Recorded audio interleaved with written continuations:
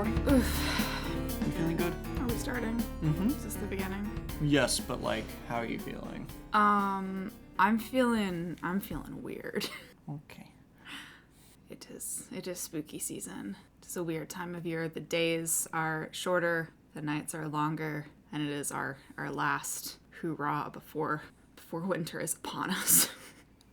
It'll be so much nicer running in will. the park when it's not 90 and above with, 70 and above humidity.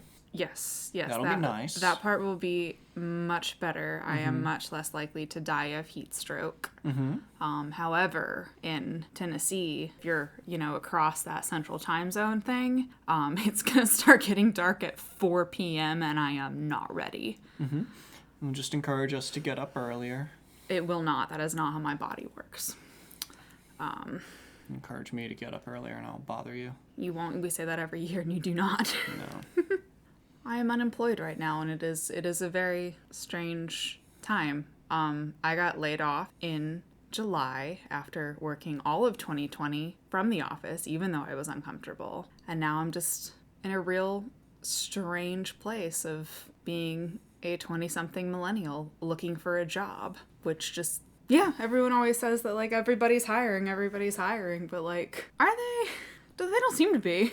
Well, that's why we're doing this, right? Yes, this is to fill my time as I search for a job at a livable wage, so I can tell you ghost stories. That is my work. Fun time. Podcasting, and there's our cat. Hello, cat. She's always like sound asleep, and then we start recording, and she's like, "Here I am, ready to attack this tablecloth." I just hear the bell coming from a different room, and I'm like, it's our cat. Anyway, this is episode 3 of SpookiStory. We're going to do things a little different this time. I'm going to go first. We're just going to try a few different things in early episodes and kind of see what lands. So if you happen to find us, give us your thoughts. What do you like? Yeah. So, yeah, since I'm going first, I guess this is History Spook episode. History Spook. The spook comes after the history. And I know we said last time that we were talking about bridges, but hey, in episode 1, I said that I was going to be talking about caves in mythology, and that completely changed. So this time, I'm going to start off talking about dogs. Yeah, isn't that throwing you for a ringer? Yeah. Dogs? Yeah, we're going to start off talking about dogs, even though we have a cat. Is this your way of telling me that we're getting a dog?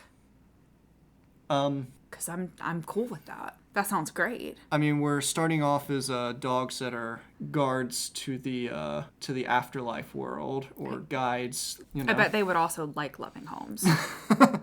But yeah, we're talking about dogs. We'll just start at the very beginning, when they were domesticated. It's a very long time ago now. Sometime during the last ice age, there's a lot of fair amount of disagreement still about where and when exactly the first dogs were domesticated. In fact, there's a theory that they were possibly even domesticated at multiple locations around different periods of time across Eurasia. But we know that by the end of the last ice age, they were fairly widespread. In fact, we can go to the world's oldest known temple, which is Göbekli Tepe in Turkey, which is an old stone circle from about 12,000 BC, which shows dogs among the many carvings on it. But that actually reminds me, just recently, archaeologists think they might have uncovered an even older circle nearby Göbekli Tepe, which is interesting, pushes back beginning of monument building even farther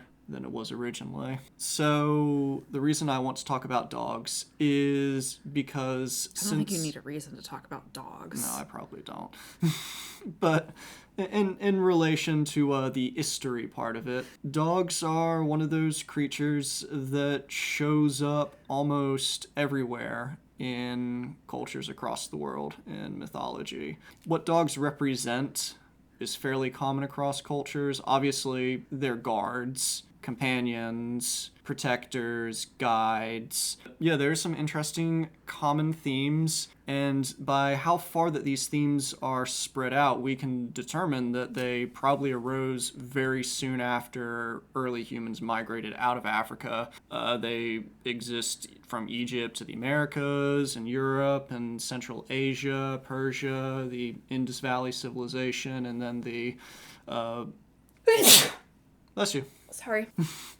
I thought you were about to correct me on something by holding up a finger. Nope, I didn't want to sneeze over your audio because that sneeze is going to have to get cut out because of the spike. Okay. But yeah, so there's an interesting common theme that runs throughout these, especially in dogs' relationship to death and as guides in the afterlife. You can think of the theme of a three-headed dog at the gates of the afterlife. Also, Anubis was a dog guide through the afterlife. In fact, this might be common knowledge to some people, but ancient Egyptians considered dogs to be so much their family that they would mummify them after death, so dogs could also participate in the afterlife with them. That's so nice.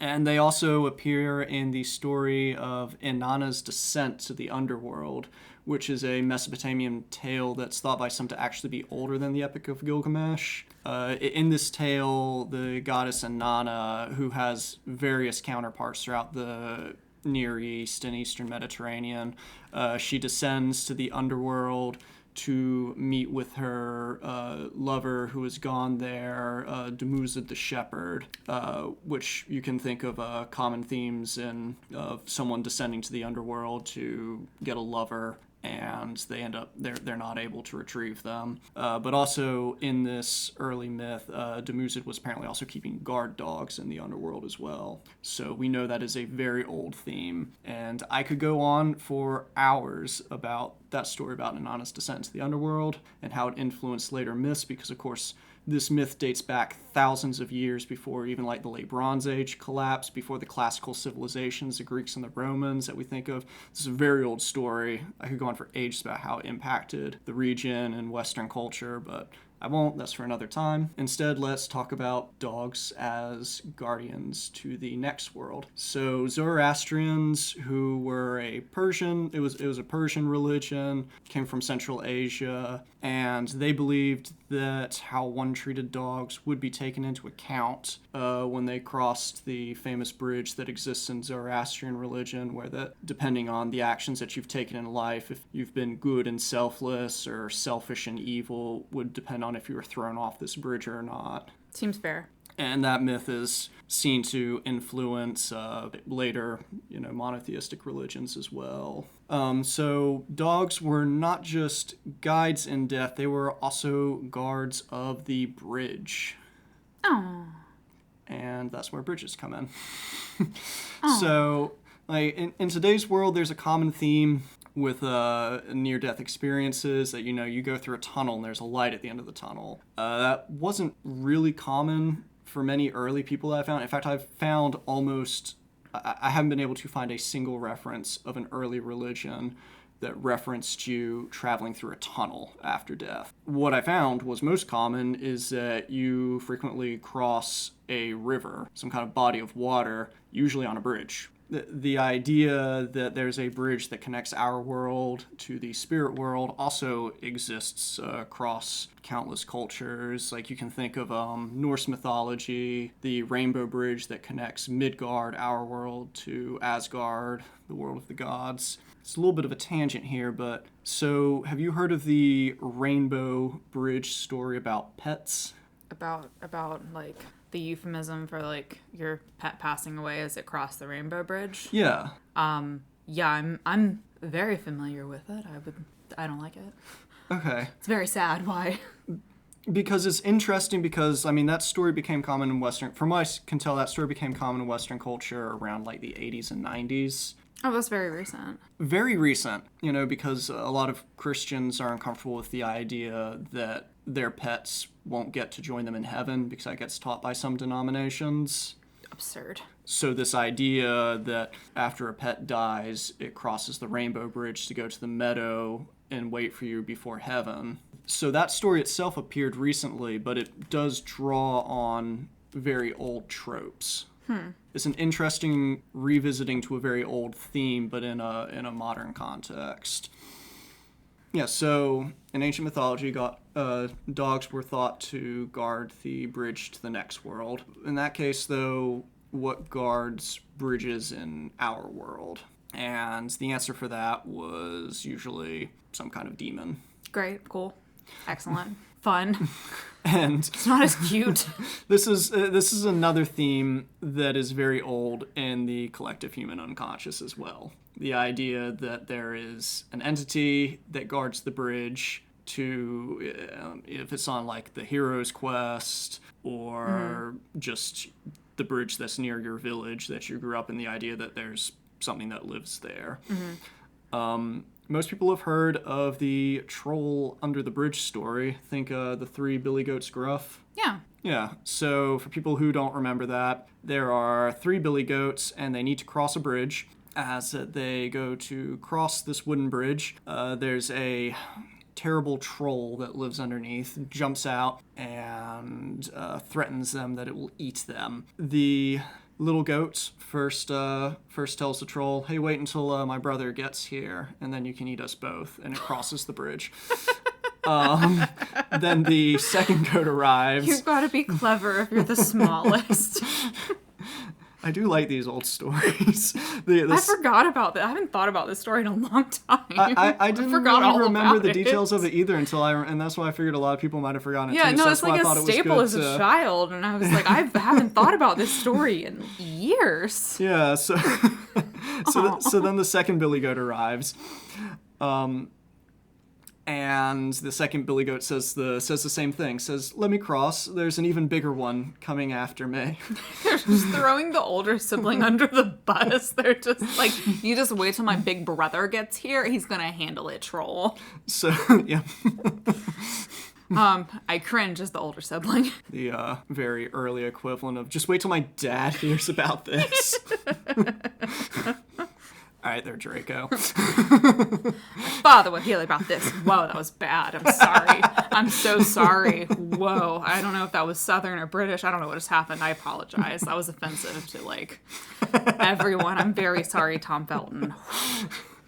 Anyway, yeah, to finish up this very short story, so the third and largest Billy Goat arrives, and the hungry troll is like, "Well, your 2 younger siblings said that I could eat you." And the third Billy Goat says, "That's cool, but I'm the big one," so it butts the troll in the head with its horns, and the troll falls in the river, and they all get across. Girl boss. So this idea of trolls guarding bridges, of course, was very common in pre-Roman Celtic Europe. Pre-Roman Britons actually thought that troll women lived under some of these bridges in Devonshire in England are actually very old. They were built by the very first humans, some of the very first humans to arrive. So many generations, even before the Romans showed up, these had been here and existed in the collective conscious. Let's talk about their idea of trolls, though, because it's a little different from our idea of trolls. And for this, I would like to credit the source that I found on this information. It's a very good blog by Terry Windling, the Into the Woods series. And so she references that troll women were very wise beings, very beautiful as well. They could be intelligent. They could also be cruel, or both. And they could travel between our world and the other world as well, which was so the Celtics people also had an idea that there was like our world and then a spirit world, very common. So they could occasionally be born into a almost human appearance. Humans would fall in love with these troll maidens. They didn't have human lifespans. They could live for very long times, and that was why that they were thought, one entity was thought to inhabit a bridge over many successive generations. They were associated with the hearth as well. Because trolls were also associated with stone, they would be associated with these early bridges, which were large stone slabs that had frequently been brought many miles by early humans and laid across these streams for early transportation. But again, I have to stress that they weren't necessarily considered to be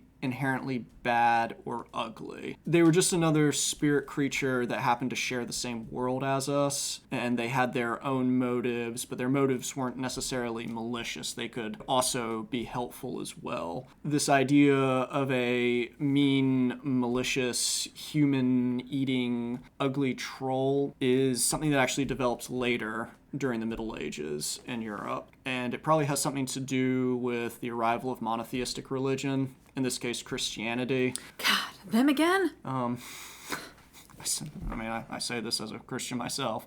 But of course, Christianity, as do all monotheistic religions, it's got there can only be one mentality, and there's not really room for other spirits and entities. So these will-o'-the-wisps, fairies, trolls get recast as demons, and they become entities that need to be driven out instead of cohabitating the world with us. And you can see through that, the arrival of our modern ghost hunter, exorcism kind of culture around ghosts and spirit entities. In many cases, these entities just became the devil in stories. So the idea of the Devil's Bridge began to appear. Oh, okay. Let's move ahead to the late antiquity, the migration period, when the Roman Empire had collapsed and these newer Germanic tribes had begun to settle in the countryside where Roman plantations once stood. And it's accurate, I think, to call them plantations because they were, in the Roman world, these were large monoculture agricultural establishments where they just grew one crop, exported it to the wider region, and frequently they were run on the backs of slave labor. So anyway, these new Germanic peoples didn't necessarily remember how to build these bridges. That information had been lost, and they had sometimes forgotten who had even built them. So very interesting stories came about as to these large bridges and aqueducts that they had no living memory of being built, and to them, they were so large and impressive, they thought these must have been built by supernatural entities. That's awkward. Just I totally forgot that my great-great-great-grandmother built that bridge. Clearly it was aliens. Yep. That is... Whew. That's actually a very good analogy right there. That is uncomfortable. A very good analogy.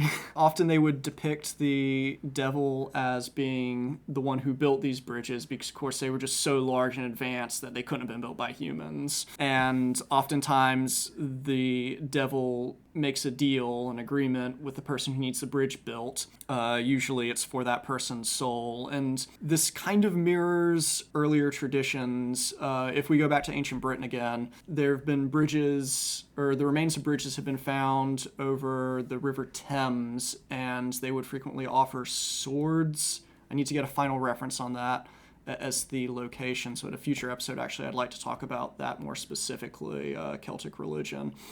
I thought you wanted to talk about swords. They would, Thames. So offerings would be made at bridges. So this is an old theme. So the idea of offering sacrifice at bridges morphs into this cultural motif of making a deal with the devil to have this bridge built. And it becomes that in a Christian context. The first example I'm going to bring up is the Ferraris Aqueduct in Spain. I believe I pronounced that correctly. Let me see it. Is that correct? Ferraris. That's a lot of R's. Wow.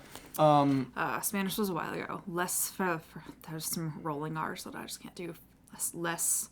It's been a while. So this is in the Catalonia region in Spain, which also has its own very unique cultural traditions as well as pronunciation of words. It's got its own unique accent. Okay, then there's no way I'll get it right. I'm sorry. Yeah. So it was built by the Romans 2,000 years ago as an aqueduct to bring water to the city of Terrico.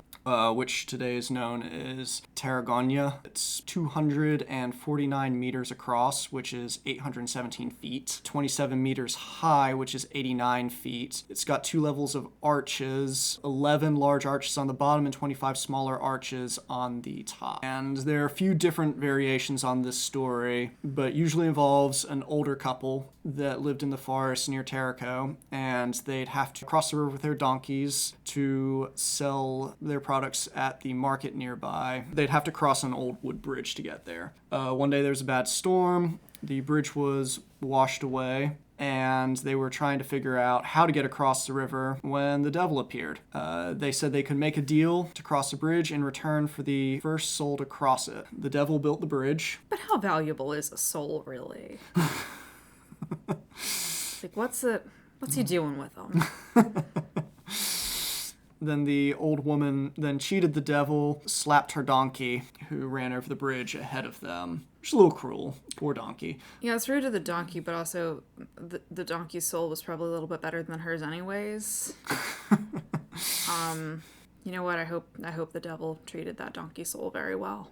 Donkeys actually have an interesting mythological association in Abrahamic religions as well. So yeah, Judaism, Christianity, Islam. Of course, there's a story about Mary rides a donkey to Bethlehem, but then also in the... Did you say Bethlehem? Is that how it's pronounced? Bethlehem. I said it pronounced Bethlehem. Am I wrong? I might be mispronouncing it. You might be right. Or I'm mispronouncing it. Or both of us are wrong. It might be just my obscure pronunciation. Bethlehem. But yeah, in the Old Testament, there's a story about the talking donkey. Mm-hmm. So yeah, interesting theme. That's a different topic for a different time. But yeah, let's jump ahead to the 10th and 11th century in Wales. We're going back to Britain again. And here we're going to combine a lot of old tropes in a Christian context. Now, this is the town of Ceredigion, Wales. I don't know.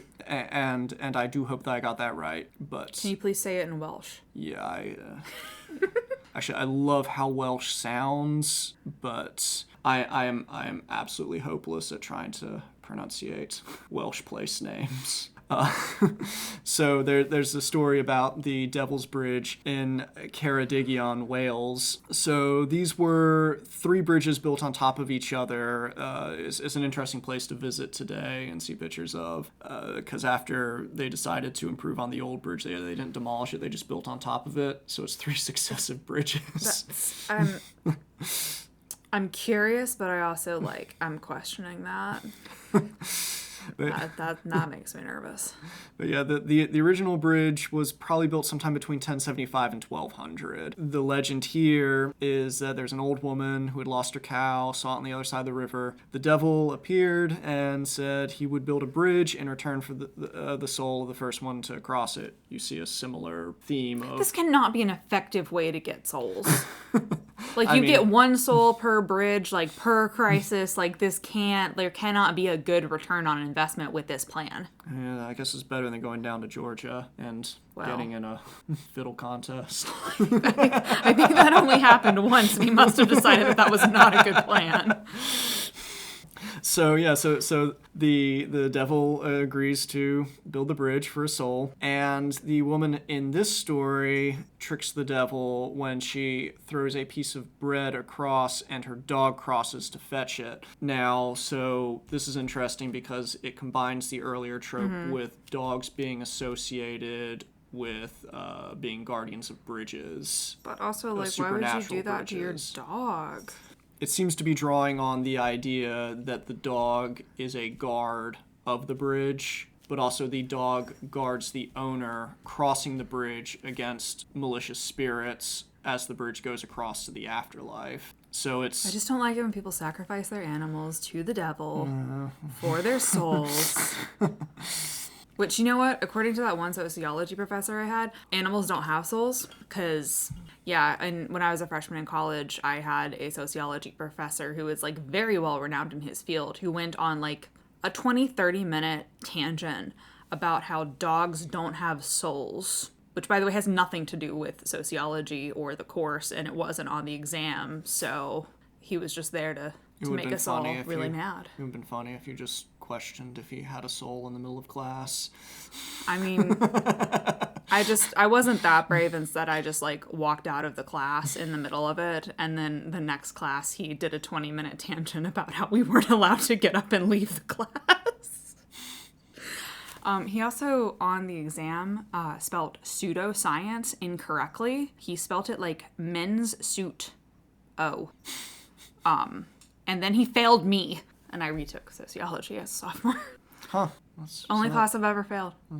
And by failed, I mean I got a D, so it didn't count on my transcript, and I had to take it again. Anyways, I'm sorry. Bridges. Dogs. Bread. But that's just Western Europe, so we'll jump all the way across the Eurasian continent to Japan. Are you panicking about pronunciation? I am. Okay. I am. The Japanese also have a myth of a floating bridge that connects heaven and earth. Okay. Do all these cultures call it a bridge, or do some people call it like a road, or is it always a bridge? As far as I'm aware, it's always a bridge. Interesting. Okay. It's always a bridge that crosses. I will attempt to pronounce this next name, Hashihime, who is the Maiden of the Bridge. So this is a character in Japanese literature that appeared during the... Cat? Minerva has some things to say about it. All right, then. She's into this story. So this character appeared sometime around 905 that we first have a poem written about her, and she was considered to be a lonely wife who was pining for her lover, or in some cases her husband. And I mean, I'd like to think that they could possibly be one and the same. Hopefully. That'd be nice. I think that's the goal. But he was unfaithful to her. Damn it! She became jealous and turned into a demon. That escalated. Is associated with haunting bridges. I mean, do what you gotta do, girl. Yeah, specifically a bridge just outside of Kyoto called the Uji Bridge. At this time, I'd like to say that I had trouble finding good bridge stories that were either Bantu or Khoisan in origin, so from sub-Saharan Africa. I would love to hear them if anyone has any. Most of the ones I found were from the Americas or from Eurasia. But yeah, if anyone has any, I would love to hear them. So hit us up at our Gmail, because we just set it up. It's SpookiStory podcast@gmail.com. I'll also put it in the show notes. Yes. You can also find us on Instagram and Twitter and all that fun stuff. Yes. Yeah. I don't know why I said that so quietly. I'm sorry. I whispered it. So I guess rounding up, I'd like to offer my theory on why bridges would have been such an important metaphor to many early peoples. So as humans, the first humans are leaving Africa and spreading across the world, one of the most common barriers that they would have encountered would have been rivers. And I mean, usually this would have been a dangerous crossing with a worldview that didn't have very clear boundaries between the physical and metaphorical. Of course, many of these early people were animist in some way. These rivers would symbolize a boundary between either this world and the world to come, or this world and the spirit world. So if a bridge was made by a fallen tree or stepping stones, or even if a bunch of people came together and moved large stones as they did to build a permanent bridge to cross a river, these bridges would end up creating choke points where that various kinds of animals and other people would end up crossing. In this early, more dangerous world, two parties crossing the river at the same time could produce a conflict. As slowly humans killed off the biggest predators of the time, that idea of meeting some kind of large beast or monster on a bridge, that seems to have survived in the... Oh my god! Yeah, cat. Our cat just booked it down the hall, like, toward us, and she sounded like 1,000 horses, even though she is an 8-pound cat. Our cat would like to remind us that fierce beasts still do exist in the world, and it is her. She will guard a bridge. She will take your soul.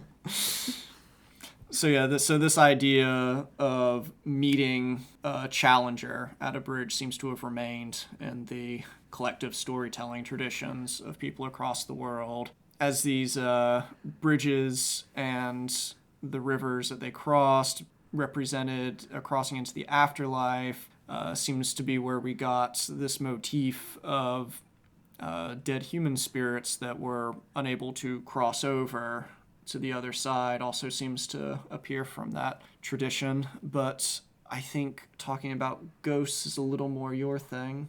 So I will ask, does that bridge the topic between me and you? I hate that. I hate this. So, okay, you know what? Us doing this is not an excuse just for you to make puns. Okay? Okay? We'll talk about it. I'm just gonna ignore that. That was a lot. That was dense. Covered, like, I feel like we just did a whirlwind trip. I butchered a ton of pronunciations.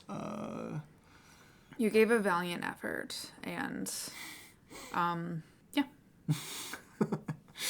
No, that was fun. That was interesting.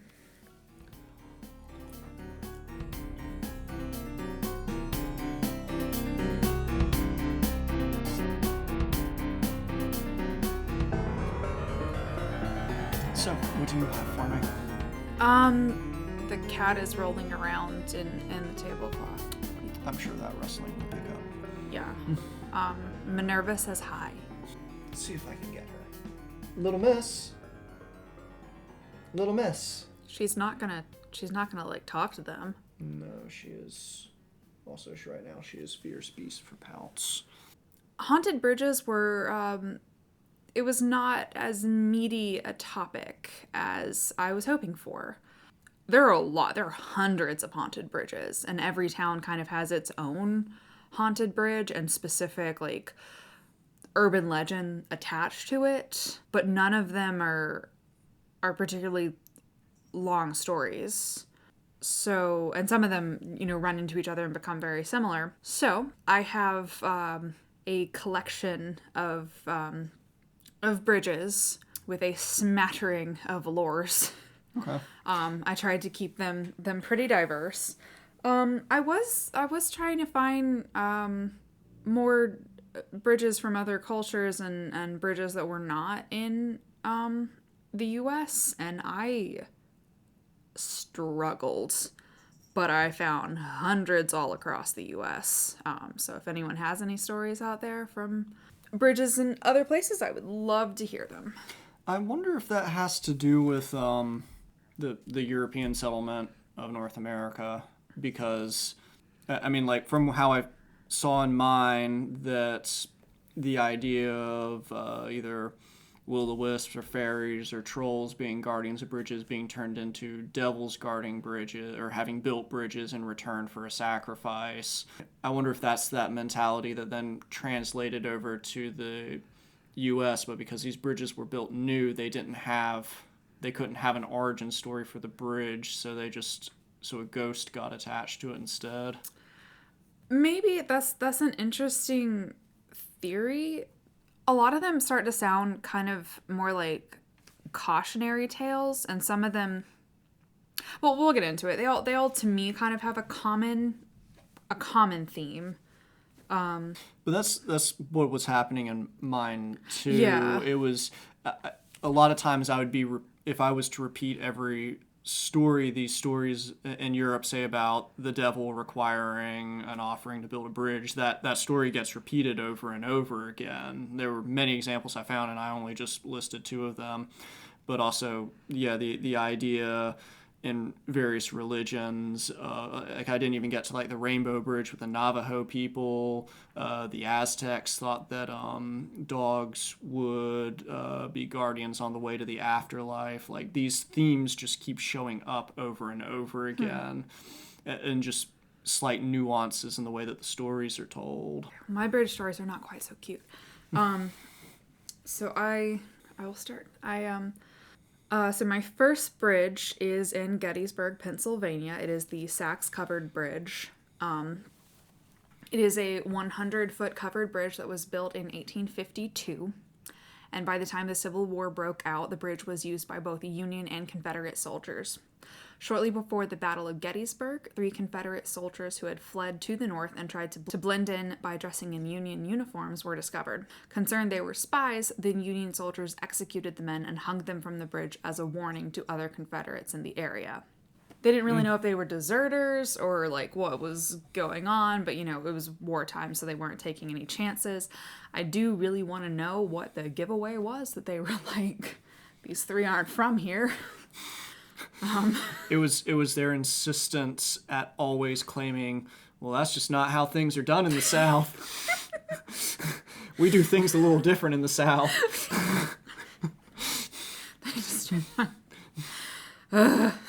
Or maybe they were served iced tea and spat it out when they found there was no sugar. I'm sorry, this is not mostly syrup. I do not want it. These biscuits aren't like my grandma used to make. Anyways. They asked them for a pin and a pen, and the Confederate soldiers were unable to tell the difference. I'm sorry, keep going. I just want to throw it out there. I am from the South. I am not punching down. I am punching vertically. I am just punching. Today, this is considered one of the most haunted bridges, if not the most haunted bridge in America. So there's frequently ghost tours that pass through the bridge, and if you visit, you may hear gunfire because the Battle of Gettysburg did happen nearby, cannon fire, and shouts, as though the battle is still actively happening. Some visitors see full-bodied apparitions in Union uniforms, and some have their hair pulled or their shoulder tapped, which, no thank you. One visitor claims to have captured a picture of a half-man, half-beast creature at the bridge, although that is the only account of that creature that I found. Oh. Which, not a fan. No. Like a satyr type thing with like goat's hooves? So I did look at the picture. Uh-huh. I don't see it, personally. Uh-huh. And it doesn't line up with any of the other accounts, and I think that, like, when you're looking at accounts of hauntings in common places, you have to look for, like, certain themes. I'm not saying that she didn't, like, feel or, like, experience what she experienced. I'm just saying I looked at the picture, and I don't see it. Okay. Our next bridge is in Seaford, Delaware. Did I say that right? Seaford? Yeah. Okay. And this is Maggie's Bridge. So this is a very unassuming bridge in the middle of the woods, but it was the site of a terrible tragedy. In the early to mid-1800s, a young woman named Maggie Bloxham was traveling home. She was pregnant at the time. Something spooked her horse, and her carriage was thrown into the water where she drowned. But her spirit still wanders the bridge looking for her lost baby. So according to the legend, today, if you walk out onto the bridge and call out 3 times, "Maggie, Maggie, I have your baby," you will hear her screaming from the nearby woods. Some people who have done this also report that their car won't start. Some people have said their windows have been smashed out, and they're not able to leave the bridge. Which fair, like, that's kind of a rude thing to come to the bridge and shout. Yeah. Like, that's not cool. Like, just rude. Yeah, you're just kind of, shouting, "Hey, dead girl." Yeah. I know you lost your child and that was pretty traumatic for you, but, like, I have it. Oh, no, I don't. I'm sorry. I just, like, wanted to see something cool happen. Okay? No. Like, I'd be pissed, too. Like, I get it, Maggie. Do what you gotta do, girl. Our next haunted bridge is Egypta Road Bridge in Salem, Ohio. This one just looks creepy. Like, it is in a, like, pretty dense wooded area. It's not, like, totally out of the way of civilization, but it's in a densely wooded area. If you visit the Egypt Road Bridge at any time of day, you may hear a baby crying from underneath the bridge and see a mist rising towards you. But if you check, there's no children around. So this is called a Crybaby Bridge, and it's actually a very common phenomenon. There's several Crybaby Bridges across the United States, with very similar stories. Yeah, of hearing like babies crying from underneath bridges. There's a whole Wikipedia page with just a whole list of them. Like it's happening a lot. So the legend associated with the Egypt Road Bridge in Salem, Ohio, which there's so much going on in that. Like there's Egypt and there's Salem and there's Ohio. And it's throwing me off because I don't know where we are. So the legend goes, in Salem, Ohio, a couple brought their baby out to picnic near Egypt Road Bridge. When they got to the bridge, they began to argue, and they were so involved in their fight that they didn't notice that the baby had crawled away. But by the time they realized it had fallen off the bridge, it was too late. The mother jumped in to try and save the baby, but ultimately drowned as well. The father, absolutely distraught that his wife and child were dead, went mad and ran into the woods. It's also said that he haunts Egypt Road. So the lore there is not just that the bridge is haunted, but the road surrounding it as well. And you'll see dark figures dart back and forth across the road. Yeah, I don't like that one. That one just creeps me out. Especially, like, I'm really fascinated with the phenomenon of the Crybaby Bridge, because that is very widespread. And our next one is a little bit closer to home. It is the Pigman Bridge in Germantown, Tennessee, which is just outside Memphis. Meeman Shelby State Park is a 13,000-acre park, and if you visit, you may stumble across Pigman Bridge. It makes me think of Minecraft. They've got pig people in Minecraft as, like, mobs that run around. I don't know how I feel about that. Are they scary? They're just, like, mobs that you can What is interact a mob? with. Like an AI character. It's an NPC character that you can just interact with in Minecraft. Okay. Yeah, they're just part of the They have bridges? No. Do you have to give them your soul? No. Okay. No. What do they do? They can either be hostile or neutral or. So they're just people. Yeah, it's They're just people, and we're calling them pigs. Well, no, I mean they look like pigs. Okay. Yeah, their little avatars look like pigs. Okay. Minecraft's weird. Okay. I don't know what's going on over there. I say that, but Minecraft is actually the background when I opened up my laptop just now. I know. It appeared. Are you about to show me? No, keep going. Oh, I thought... No, give me a... Keep going. I just opened up my laptop because Where was I? You were talking... You had just mentioned pigmen in Tennessee, and I started talking I was on the about first the name. sentence. Yeah, So I got the you were first... at the very okay. beginning. Cool. The story's sad. So the Pigman Bridge is named for this story. It's an urban legend claiming a man who was disfigured in an accident at an explosive factory in the early 1900s was given the name Pigman because of his horrible disfigurations. Oh. Because of the mocking... Yeah, it's a really sad story. Because of the mocking and ridicule he received, he fled into the forest and hid out under the bridge. Some say he would attack children who wandered too close to the bridge for food. I also just want to say, I found no record that this actually happened. This may just be an urban legend. Just want to throw that out there, because I do not like that story. Today, if you drive out onto the bridge at night, roll down your windows, turn off your car, and call out, "Pigman, Pigman, Pigman," flashing your lights each time, he'll appear and try to drag you down under the bridge and claim you as his next victim. Something was a little different. That's near us. It's very close to us, yes. Yeah, do we know anyone who's tried it? I don't know anyone who lives in Memphis. That's true. This story doesn't hold a lot of water because no one seems to know where this bridge is. So I don't know if this is like an urban legend just to keep children from wandering away, or if it's based on anything that happened. I don't even know if there was really an explosive factory in Memphis. It's just a different kind of legend associate that kind of like monster under the bridge, where the rest of these are just very sad, mournful hauntings, this is the only one where the lore is, actively trying to harm you, seemingly unprovoked. Like with Maggie, if you're calling out that you have her baby, like I would argue that you were provoking her.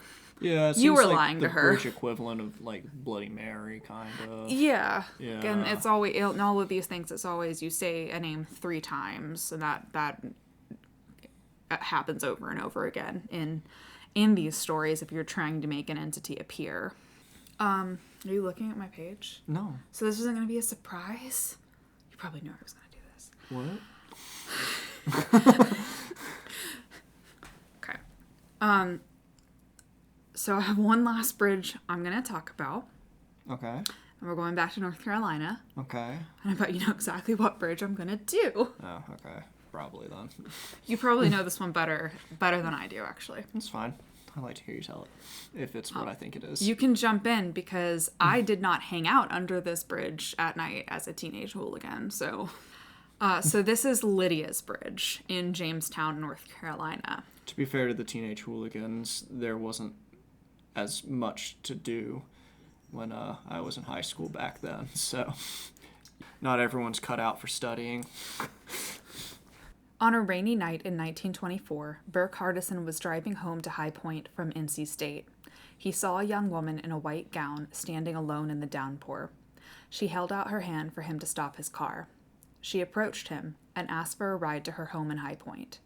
He followed her directions to her house without much more in the way of conversation.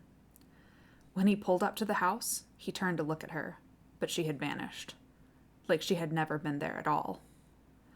Wondering if he had somehow missed her getting out of the car, Burke went up to the house and knocked on the door. A woman answered and sadly explained to him that her daughter had been killed in a car accident the previous year on the Jamestown Bridge. Many more drivers have come forward over the years, saying that they have also given Lydia a ride home, only to have her vanish as soon as they reached the destination, as if she's been pulled right back to the spot where she died before she can be reunited with her family. Is that the gist of it? As you are one of the locals who grew up with this lore? Yeah, more or less. Okay. There's actually 2 bridges there. There's a modern bridge. Well, I say modern, it's a few decades old now. It's the one that High Point Road currently goes under, and where it's East Main Street there, because that road keeps changing names, and now they've renamed that whole road Gate City Boulevard, and they're building a bypass for Jamestown. But that's a different story for a different time, which I'll probably never tell. Yeah, it's not an interesting story. Who wants to hear about bypasses? But yeah, there's a modern bridge. That's the one that's covered in graffiti. There's an older arch bridge, which is covered in kudzu, which is right next to the bridge, but it's like the way the woods are dense can sometimes make it hard to see as you're driving by.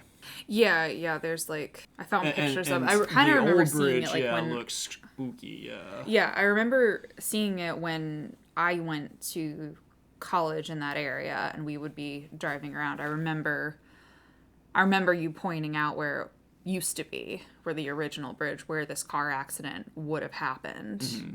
And yeah, I found some pictures of it, and it's a creepy looking little bridge, which I think a lot of people think that the modern bridge that you can drive under now is Lydia's bridge, but I guess it's technically not.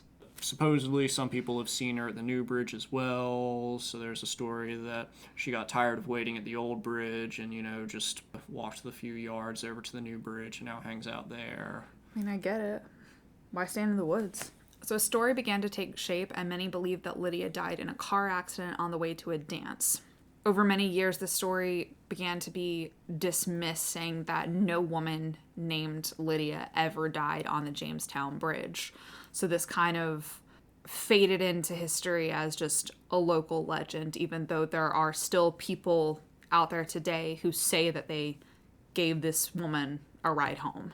Which I think Travel Channel even has, like, someone on there saying that he gave her a ride home, like, sometime in the last, 10 years. Huh. Which, I mean, the idea of a hitchhiking ghost is pretty common, but this is the only one I found, or that I personally know of, that's associated with a bridge that kind of combines those two legends. But yeah, even when I lived there, I kept hearing that, you know, this is the story, but it never happens. Like, this isn't. Yeah, there's no water in this. Yeah. There was no when I was there was assumed it was made up, so there was no real fear because So in 2017, researchers Michael Renegar and Amy Greer came across a news article from the Greensboro Patriot from 1920. On a rainy summer night, there was an accident on the bridge when the driver lost control of the car. The driver and 2 of the passengers survived, but 30-year-old Annie L. Jackson was thrown from the car.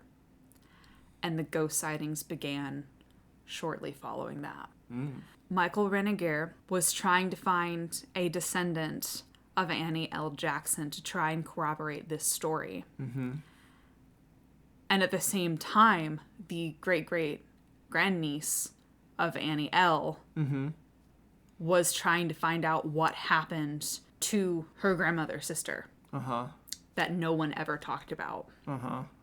So then she had this theory that Annie died on that bridge.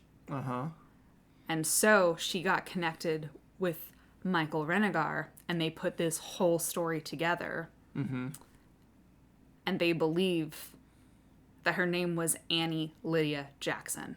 Okay. Did they... I guess sometimes it's really hard to find, like, records for middle names, especially... Yeah, it's really hard. I don't know my own family's middle names going that far back. Yeah. That's crazy. So, I don't know if they have... So they found an L person, an L woman from the time period. Yep. Huh. So there may very well have been a Lydia who died on that bridge. Huh. So there actually is like weight to that story, even though it got dismissed for almost 100 years, which makes you go back and wonder about all of the rest of these stories because it took them that long to find this newspaper clipping proving that this happened, even though it got dismissed over and over and over and over again. And it did change because Annie Jackson was 30, so she definitely wasn't on her way to a prom. Yeah. So there's parts of it that got changed and fishtailed and morphed into, and, you know, becomes this cautionary tale of, like, you know, telling your teenagers don't, like, drive recklessly or drive drunk on your way to the school dance. that was how I had always understood as a kid. It was a cautionary tale, like, don't go to prom if your date's drunk, basically. Yeah. So it morphed to serve a purpose in the community because that bridge it's right next to your high school, wasn't it? Yeah. So like it morphed to serve a purpose as a cautionary tale, but it is based in reality. She was in fact a real person, which then, if that one's true, it makes you go back and look at all the others and wonder what elements of truth exist in all those stories. I think that's what I really like about looking at old myths and wondering what event caused this or what true statement were people trying to say. Because it's interesting how that this Lydia's Bridge story, it almost is old enough now that it slightly functions as a myth in a way. It includes supernatural elements. It also gives a moral to the story, which has been plopped on top of it, which is, you know, about the driving drunk and trusting your prom date, but it seems like it also is related to an event that actually happened, even though that event is somewhat different from how it exists now in the collective imagination. But you can go one step further, and is she really still there? Still, like, stuck in that loop of trying to get home? I don't know. I just found out that one, that real life story was connected to that legend, which as soon as I moved there, I was told about that bridge, and then it was completely dismissed as like, well, this is just lore. This didn't happen. Yeah. So like, I was psyched to find this. Like, I got chills when I found this, because Yeah. this is so cool to find, like, an urban legend that can be validated and a name can be given to a real person with real experiences and an actual life, and like a family who was heartbroken when they lost someone. Like, it's, I don't know, it was, and then to watch how it morphed, like, just, it was such an interesting way to bookend that story, you know, years after we moved away from that area. No, That's what I like about ghost stories. There's, like, always that element of truth. It's just finding that element of truth. Yeah, no, but that's crazy. But that reminds me, very recently, our archaeologists in the Middle East have found evidence of a ancient meteor, or it was a comet that would have impacted the area east of the Jordan River several thousand years ago. And as this comet came down, it would have exploded in the upper atmosphere, and it would have caused it would have caused a sonic boom that would have leveled buildings, crushed everything, but then also would have rained down fire from the sky. So some people have suggested maybe this is the origin of the Sodom and Gomorrah story from the Bible. Huh. Because they have remains from the area, but also they found tiny pieces of glass all in the sand, which would have indicated that the sand melted at extremely high temperatures, which at the time, the only thing that they didn't have nuclear weapons at the time, so the only thing that could have caused that would have been some kind of impact event from space. Wow. But yeah, it matches the story of like fire raining down from the sky and destroying entire cities.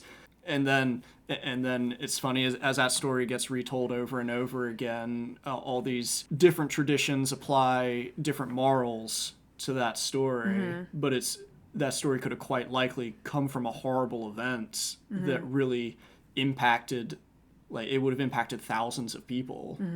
Wow. I want to do a research on like old stories from the Near East and Eastern Mediterranean, what they could potentially be based off of in real archaeology. I think that'd be interesting. Yeah. Anyways, that was indeed my last bridge. There was one there's one that I found. You found a bridge? Yes, it's a haunted bridge. Oh, wait, that's my part. I know, You're already... which is why I didn't mention it. It's the one in Scotland. I found it when I was researching the association between dogs and bridges. You found a dog bridge? Haunted dog bridge?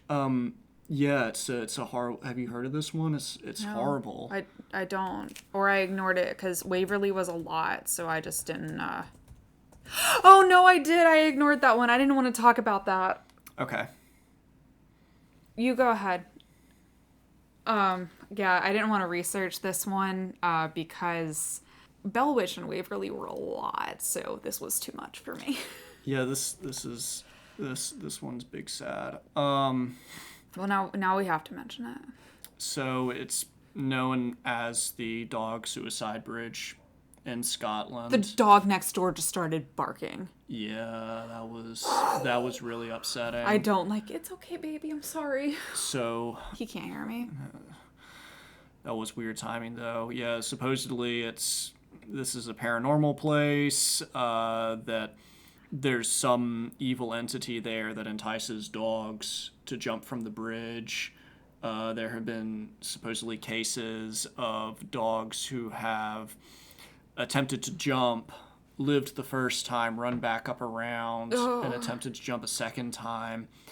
No one's really sure why. That's horrifying. Like, people have tried to figure out why this happens, and no one that I'm aware of has been able to give a compelling answer to this.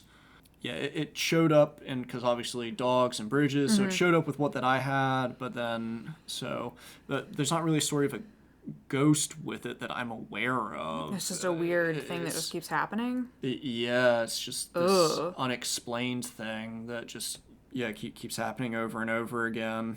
So I guess it's associated as being paranormal because there's not a scientific explanation for it. So some people have said there's a malicious spirit that lives there.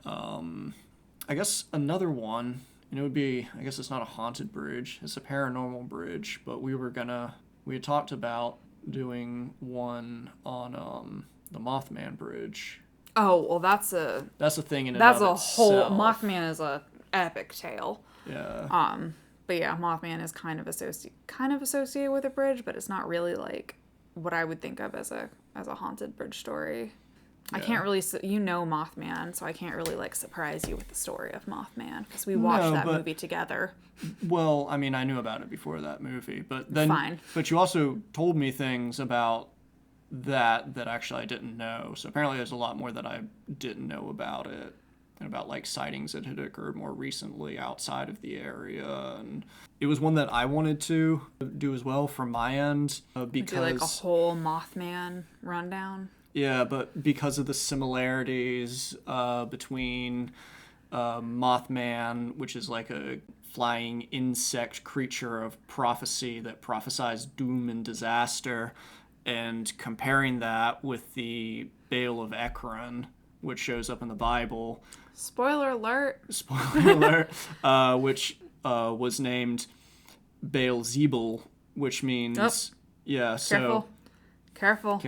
That's a whole woof. But yeah, that meant that. So Zebul just means prince. Mm-hmm. So it meant Lord Prince, but it got changed to Zebub, which was fly. Careful, I'm not. Which just. What it was. All right. Just don't say it. Don't say it. You're not supposed to say it. Let's not get extra and just start throwing names out. Okay. That's another thing in the haunted paranormal lore is there's a lot of names you're not allowed to say. So it's okay to say Mothman? Yeah, you can say Mothman all day long. People think like Mothman stickers. Huh. Because as I understand it, for some reason I think people think that Mothman is like a helpful entity, but I've never heard of Mothman actually once saying good things to people or people being like, wow, my life got so much better. From everything I understand it to be a malicious prophesying creature of doom, which is actually how that the Baal of Ekron was. Well, that's a story for a different time. We'll just have to do a Mothman episode, and then find out that we're not allowed to say Mothman out loud. This was a much. Bridges were much shorter than I thought they were going to be. Well, yeah, the first two were extremely dense and long. We did. We like set the bar high in the early. If you listen to all of those, thank you, we love you, and I'm sorry. Yeah, I tried to trim it down this time. If the stories I told, if there's a story about a bridge, I tried to just tell that story once and not tell that story as it appears in many cultures across the Eurasian continent. But let's end it on a happy note, actually, because we can come back to this later, because now I also want to do a dogs episode. I've decided I want for that to happen. Want to do a go? Okay. I don't know how happy that's going to be on my end. On the spook end. I hope I haven't closed out of it. You know what? I'm gonna wait because I really like this story. Okay. So what's our topic for next week? You want to spoil it? Oh, we don't have to. Oh, okay. No, we can. I hope that no one in Kentucky got too upset with us for expressing concern over your well-being. Over their well-being. Watch out for those sinkholes. We know wonderful people in Kentucky. Have some very good friends from there, so I hope they find it funny and don't. They're not listening. No, they're not listening. It goes out to anyone in the artistic community who has ever tried to get their friends and family to participate in their endeavors, and their friends or family are just like, that's cool, I'll check it out later. And then my heart goes out to you. I get it. I'm an actor. I understand. So next would be, well, we're moving up into the Northeast, New England and Connecticut specifically. Connecticut. Whole state of Connecticut. On the way way up. History of Connecticut. On the way up to New England, another way to bridge the topic going up there, which is another bridge I thought of, which isn't. I don't know if it counts as a haunted bridge, but the Sleepy Hollow story and the Headless Horseman. Is there a bridge in that? Doesn't the Headless Horseman pursue people to the bridge? If they make it across the bridge, then they're safe? That the Headless Horseman can pursue you as far as the bridge? I don't remember. I know you have to get out of the woods. I don't remember if you have to get across the bridge. It's been a while. That used to be my favorite cartoon for a while when I was a kid. It was funny because I didn't even know it existed until I met you. Really? No, I was. That's and when like an we old saw cartoon. it together last year, that was the first time I'd ever seen it. Really? Yeah. Huh. I didn't even know it existed. That was like a classic, like. Yeah. I didn't know it was a thing. That was like my favorite Halloween thing when I was a kid. I mean, I knew about the story. Was the Headless Horseman? Yeah, I knew about the story. I guess the way I had heard the story was that if the Headless Horseman was chasing you, you had to get to the bridge before the Headless Horseman caught you. If you were, then you were safe. Oh, I don't remember. Those brain cells are still in that sociology class where that professor's telling me that dogs don't have souls. You know what? We can talk about it later. If I'm wrong, I'll correct myself That's that the whole time. thing. All right. Yeah. So we're 3 episodes into this. This is committed. Mm-hmm. So. Thank you. Yeah. I hope. Go ahead.